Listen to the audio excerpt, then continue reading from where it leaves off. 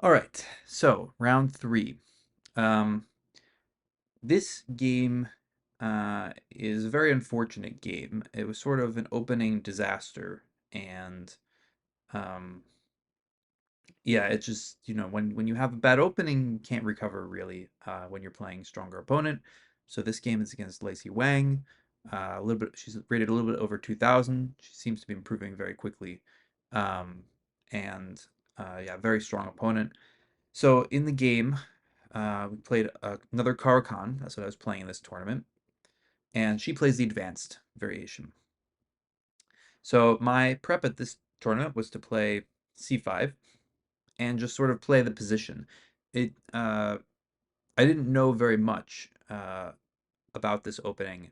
I just sort of wanted to learn by experience, and yeah, after c5 takes e6, knight f3 takes bishop d3, knight e7, bishop f4. After bishop f4, I was already out of book. Um, and I played the move queen b6, which looks like a fork. Um, I had assumed that there was some compensation for taking this pawn.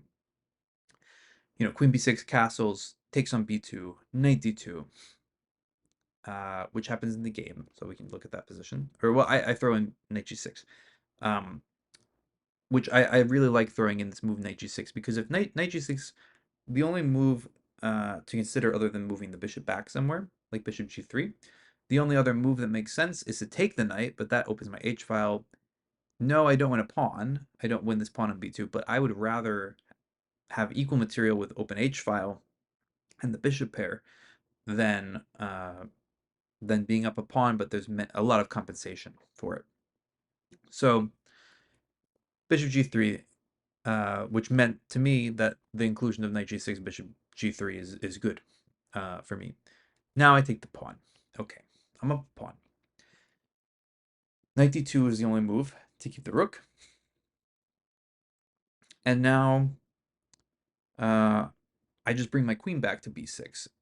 It turns out that this is a very, very sharp position. Well, I mean, it makes sense that it's a very, very sharp position. I have just grabbed a pawn with my queen. My king is still in the middle. My queenside pieces are not developed. And she's fully developed. The b file is open. The e file, she's pawn very, very aggressively placed on e5. So it does make sense that black needs to be very, very careful here. I thought that the way to be careful is to bring the queen back home, through b6. If it gets kicked with the rook, just queen c7 or queen d8. I'll develop, I'll castle. Unless there's something immediate, I should be okay. Queen b6 is already a mistake.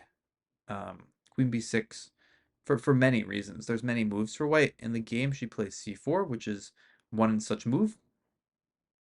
And now I already have very difficult decision to make. If I take on c4, that allows the knight to take on c4 with the tempo. The position's opening and my king is in the middle. This is going to be very, very bad for me, I think, if I do that. On the other hand, I can allow the capture by developing my knight. This will result in an isolated pawn position for me, and this is going to be very unpleasant. This might be the best that I have at this time already, because what I do in the game is the third option, which is d4, which very quickly falls apart.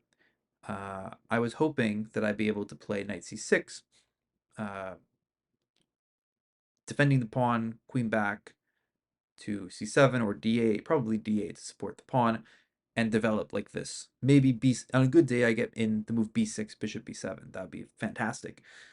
None of this is possible to happen because after d4, the move knight e4 hits the bishop, and if I play knight c6, then there's rook b1, and I can't hold on to the bishop because of rook b5.